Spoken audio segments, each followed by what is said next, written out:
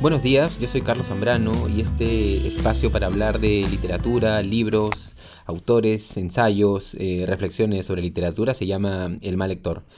Hoy estamos viernes 26 de junio del 2020 y vamos a dedicar este programa a la obra del escritor peruano Julio Ramón Ribeiro. Fundamentalmente vamos a hablar de sus cuentos, ¿no? Por ahí alguien dice qué significa hablar de la obra de Julio Ramón Ribeiro, ¿no?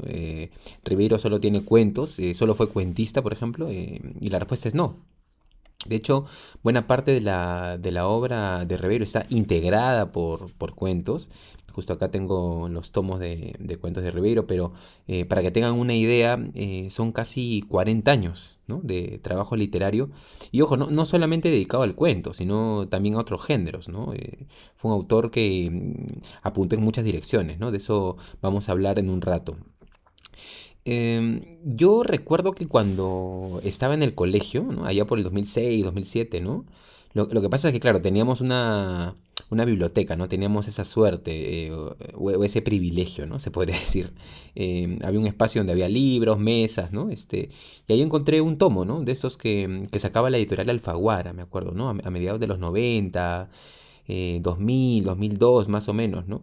En esta colección estaba publicado, recuerdo, Juan Carlos Onetti, Bryce, habían libros de Elena Garro, de Cortázar, de Nabokov, estas ediciones de los cuentos completos, ¿no?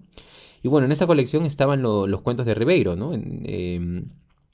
Y bueno, ahí yo empecé a leerlo en realidad sistemáticamente, ¿no? En ese tomito que estaba en la biblioteca, ¿no? Me iba, lo revisaba, lo guardaba y me regresaba a lo que tenía que hacer, ¿no?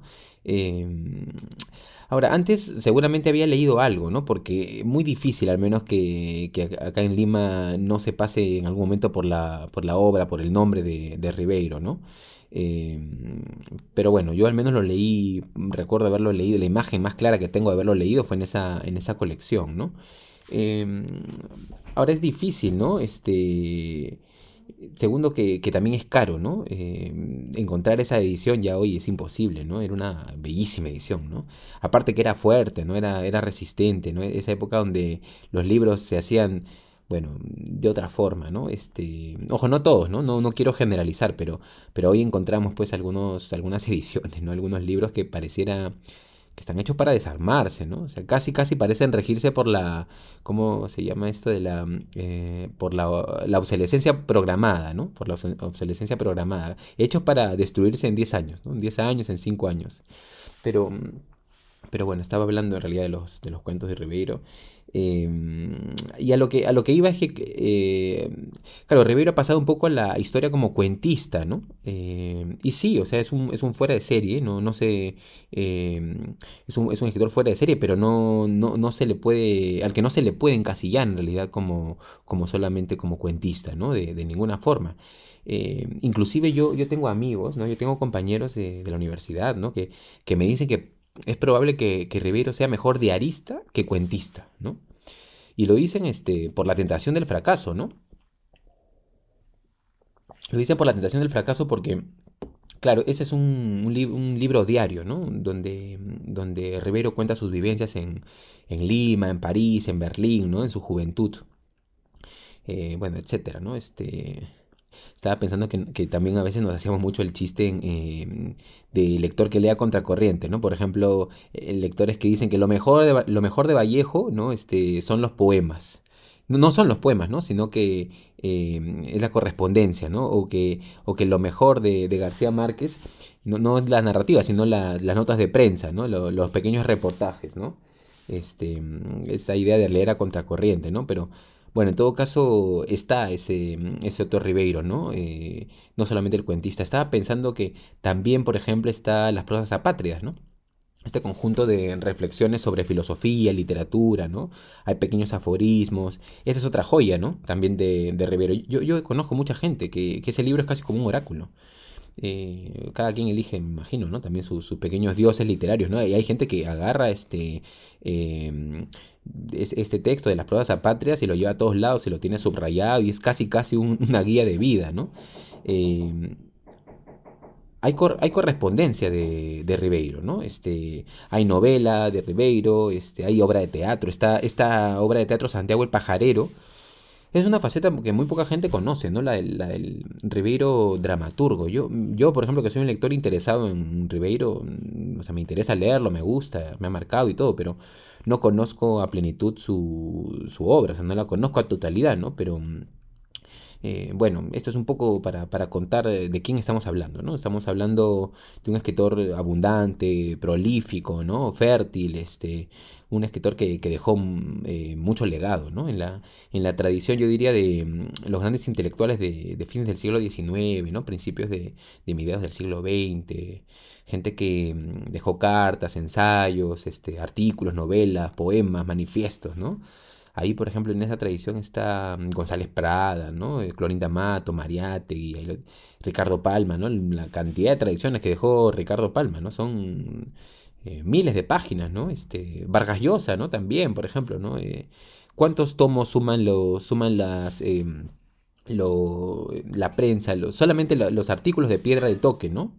Que son aproximadamente 2.500 páginas, 3.000 páginas solamente los artículos de Vargas Llosa, ¿no? Sin contar las novelas y los ensayos. Entonces, Rivera está un poco en esa tradición, ¿no?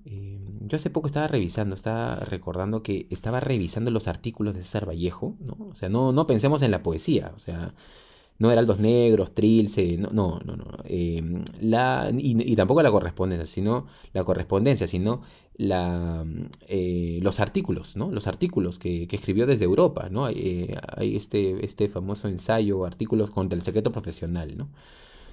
¿Cuántas páginas suman la obra periodística de César Vallejo? Aproximadamente 800 páginas, ¿no? O sea, entonces, ¿de qué estamos hablando? Estamos hablando de grandes productores, ¿no? De textos, gente que dejó legados gruesos, ¿no? Y ahí está escritor Ribeiro. No solamente fue un cuentista, ¿no? Fue un excelente cuentista, pero dejó otras cosas, ¿no?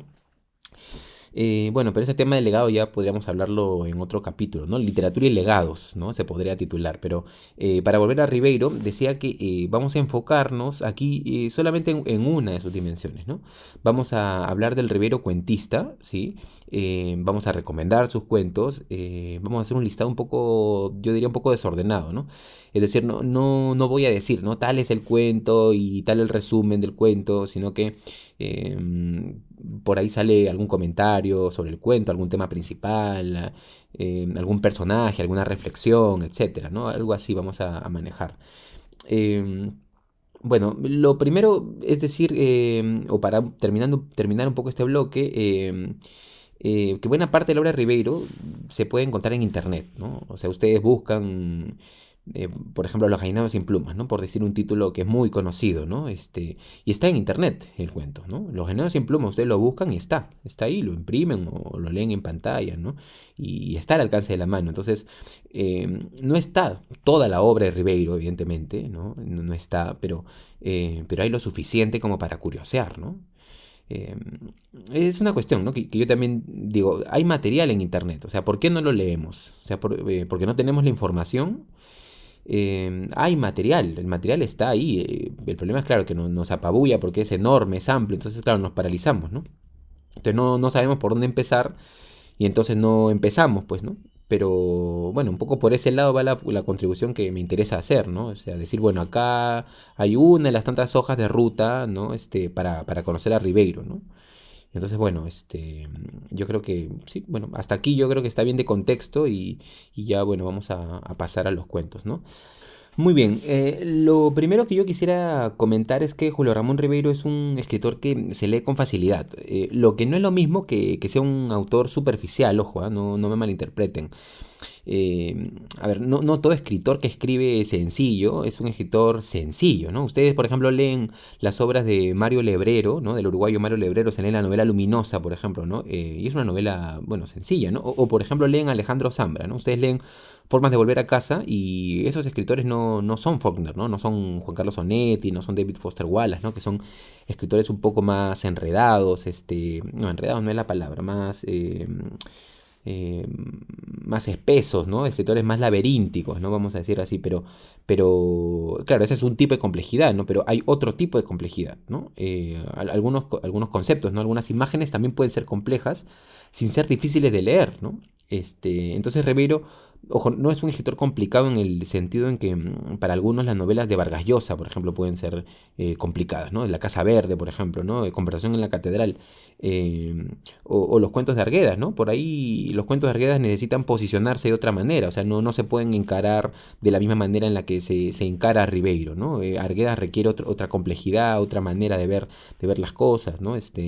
Pero bueno, Rivero no va en esa línea, ¿no? Es un escritor que es más sencillo de leer, que no es lo mismo que sencillo de entender, pero también en el sentido de esa sencillez es una excelente compañía para cualquier parte, ¿no? O sea, tal vez por eso me imagino, está tan presente en el colegio, ¿no? No sé, o sea, yo me imagino, tal vez idealizo, ¿no? Un poco, pero que el mejor regalo para un adolescente, aunque ese adolescente no lo sepa, ¿no? Sino dentro de muchísimos años, ¿no? Son los cuentos completos de Ribeiro. O sea, yo recuerdo que cuando yo era profesor de secundaria, ¿no? Trabajé algunos años, varios años, de hecho, como profesor de literatura en secundaria, algunos alumnos venían a pedirme cuentos. Y yo, claro, les daba a Ray Bradbury, les daba a Isaac Asimov, Raymond Carver, ¿no? Pero también les pasaba a Ribeiro, ¿no? Les daba cuentos de Ribeiro y esos alumnos venían a los pocos días y me pedían más cuentos, ¿no? Y, ojo, fuera del aula, ¿no? O sea, no estoy hablando de que lo hacía en clase, o sea, fuera del aula. Me pedían recomendaciones de Ribeiro, se lo llevaban a su casa, lo leían en la movilidad y venían y me pedían más cuentos. Entonces, claro, es un escritor que acompaña. Y ahí siempre, en realidad, ahí se va a encontrar una compañía, ¿no? Hay historias, hay buenas historias.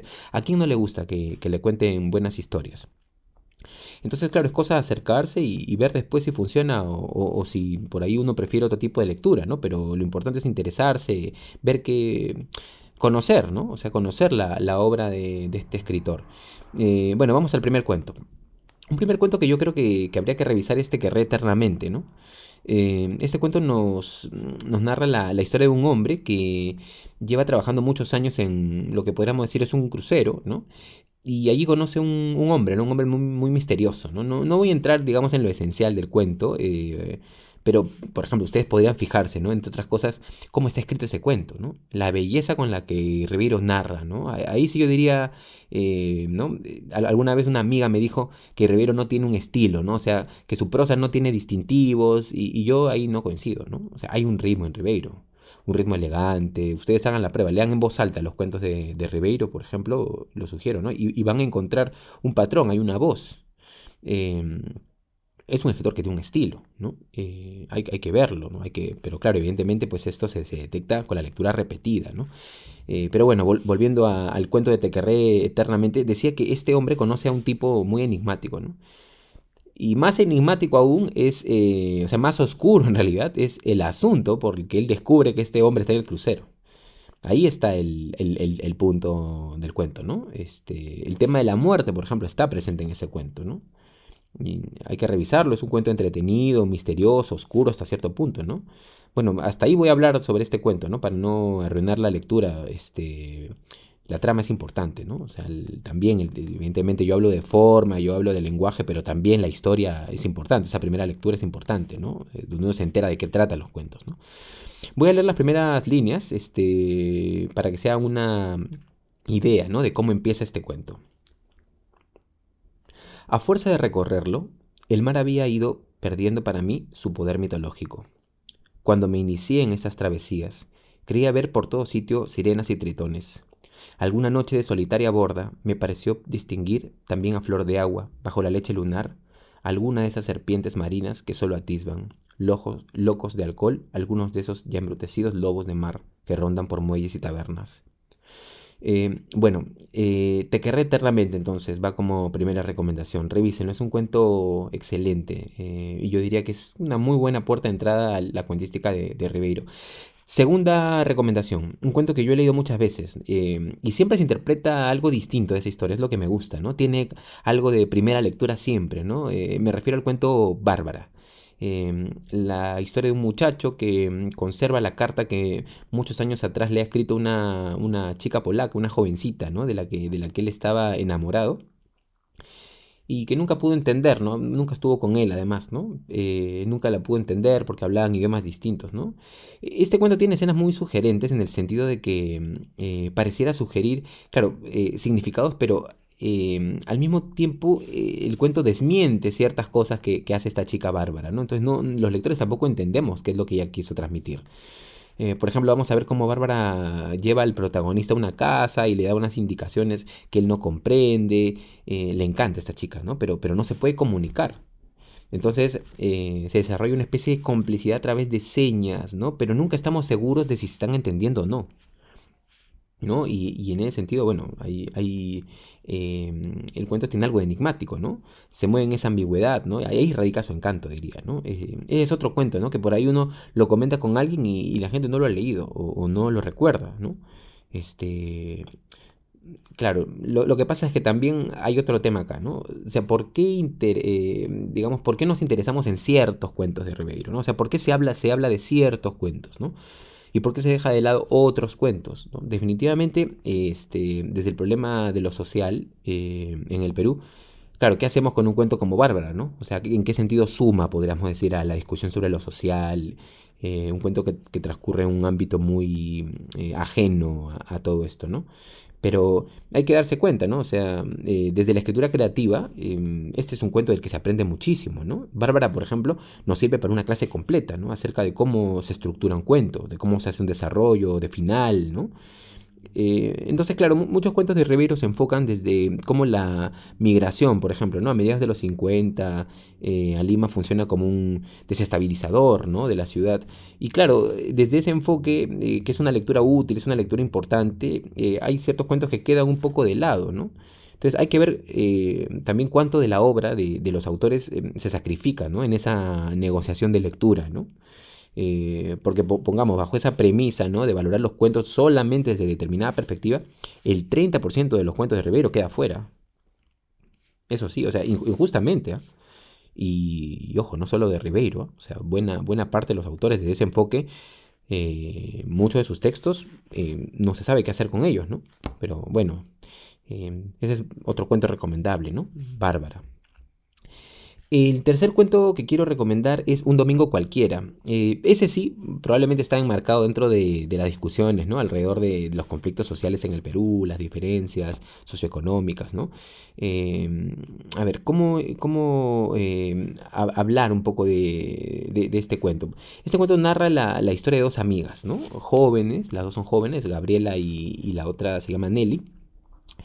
Gabriela es una chica con dinero, socialmente privilegiada, y Nelly, bueno, Nelly es todo lo contrario, ¿no? Bueno, este cuento nos narra pues un día en que Gabriela visita a Nelly por X circunstancias y pasan todo un día juntas. Se conocen y Nelly siente que de alguna forma en Gabriela ha encontrado finalmente una gran amiga, ¿no? Que tal vez la juzgó mal, ¿no? De hecho, en algún momento Gabriela le pide a Nelly que le recomiende el libro porque cree que ella es muy sabia, ¿no? Entonces, que Nelly representa de alguna manera un acceso al conocimiento, a la cultura, a ser más culto, ¿no?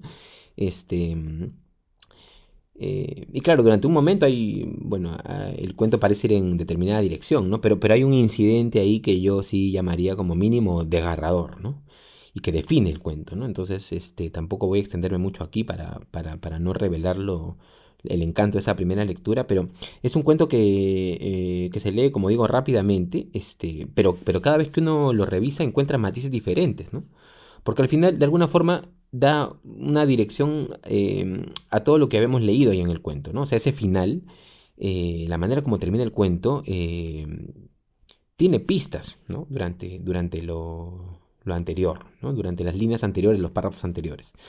Entonces, claro, uno lo vuelve a leer y encuentra las pistas que al principio no vio para ese final, ¿no? Pero ahí están. Bueno, vamos con dos cuentos más, no sé la verdad cuánto tiempo. A ver, vamos con dos cuentos más.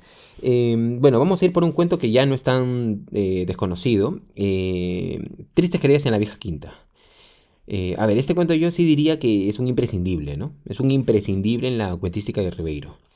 No quiero decir que resume, ¿no? Pero sí acumula muchas de las mejores características de la obra de Ribeiro, ¿no? El sentido del humor, el realismo, lo social, la cultura clásica, la estructura eficaz, ¿no? Para contar una historia, ahí está presente, ¿no?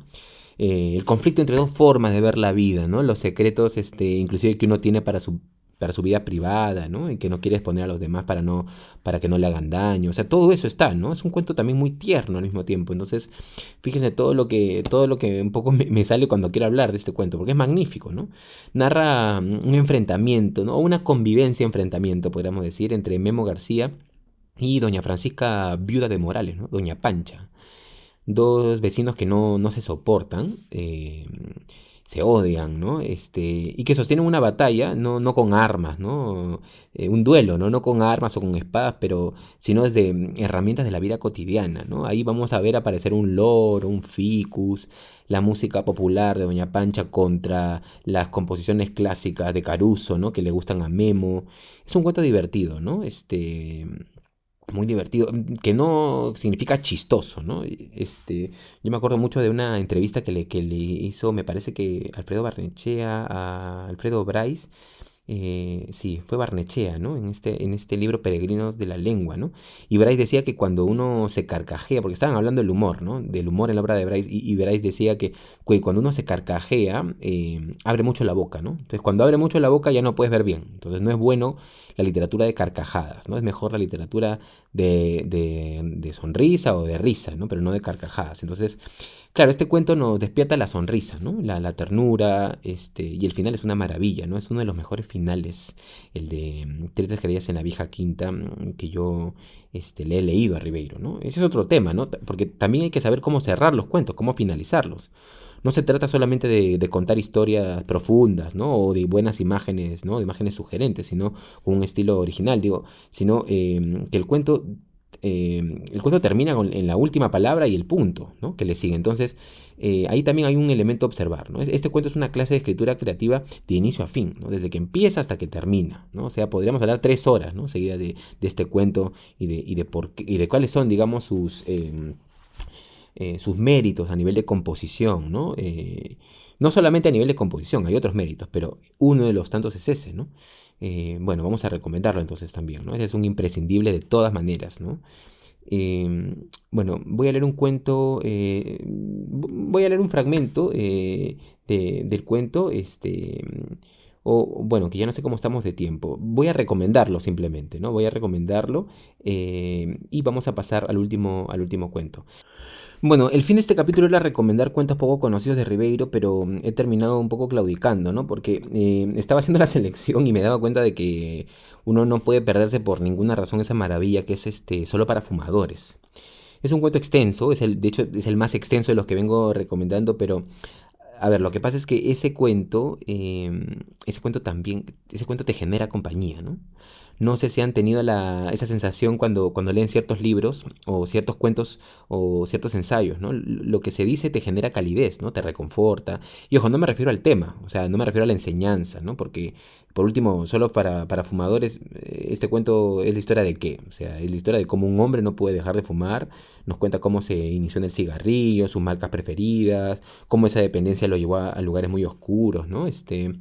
Y también cómo le dio momentos de gran felicidad, ¿no? Hay que decir todo, o sea, no solamente de ninguna manera es un posicionamiento en contra del cigarrillo, ¿no? Pero claro, estoy hablando de otra cosa, ¿no? Hay algo en su escritura, ¿no? En el manejo de las palabras que generan, ¿cómo decirlo? Cierta agradable reclusión, ¿no? Cierta agradable reclusión, vamos a decirlo así. En este cuento vamos a encontrar humor, drama, títulos de libros, ¿no? Reflexiones filosóficas sobre la vida. Hay en realidad, pues, yo creo que en este cuento estamos en uno de los puntos más altos, ¿no? Junto con dos o tres cuentos que están ahí, ¿no? También de Rivero, como Sirve en el Rosedal, ¿no? Que es otra maravilla, ¿no? De ese no voy a comentar mucho, pero está ahí también. Claro, no lo pongo porque es un cuento que es conocido, ¿no? O sea, Sirve en el Rosedal es un cuento conocido, entonces por eso no lo he colocado y he puesto solo para fumadores, ¿no? Bueno, vamos a hacer una cosa. Voy a nombrar 5 cuentos, porque ya estoy con el tiempo muy, muy ajustado. Entonces voy a nombrar 5 cuentos sin hacer mayor comentario, ¿no? 5 cuentos adicionales, ¿no? Pero les recomiendo que los busquen en internet estos cuentos, ¿no? Porque muchos ya los han leído, pero claro, me interesa que no solamente pues se entere de estas cosas o que me escuche gente que ya sabe, ¿no? O sea, no solo gente experimentada en literatura, sino también quienes tienen curiosidad por saber de qué se trata todo esto, ¿no? Y por qué Ribeiro es un nombre tan importante en nuestra literatura. A ver, yo diría que revisen Las botellas y los hombres, ¿no? Por ejemplo. Después yo diría Una aventura nocturna, ¿no? Ese también es un gran cuento de Ribeiro. Espumante en el sótano, también. La señorita Fabiola, esa que también es buenísimo, ¿no? La señorita Fabiola. Y después sí, bueno, voy a volver ahí al principio, a donde estaba hace un rato, ¿no? A Silvia en el Rosedal, ¿no? Ese es otro recorrido, ¿no? Que también se puede hacer. Y en realidad de eso se trata todo esto, ¿no? De recorridos, ¿no? A Rivero se le puede hacer 50, 60, 100 recorridos, ¿no? Y el resultado siempre va a ser distinto, ¿no? Siempre va a ser diferente. Y por eso es un escritor imprescindible, ¿no? En la producción literaria nacional. Y cuando digo nacional, inmediatamente tengo que desdecirme y decir no solamente nacional, sino también internacional, ¿no? Los personajes de Rivero son peruanos, sí, pero ¿qué significa eso, no? O sea, ¿hasta qué punto el hecho de ser peruanos hace que lo que sienten o lo que piensan o lo que experimentan sea totalmente distinto o poco reconocible desde otras experiencias, ¿no? Entonces, claro, son experiencias que trascienden lo puramente peruano, ¿no? Lo puramente nacional, ¿no? Juan José Sartre tiene un ensayo sobre eso, ¿no? Qué tan alemán qué tan alemana es la metamorfosis de Franz Kafka, ¿no?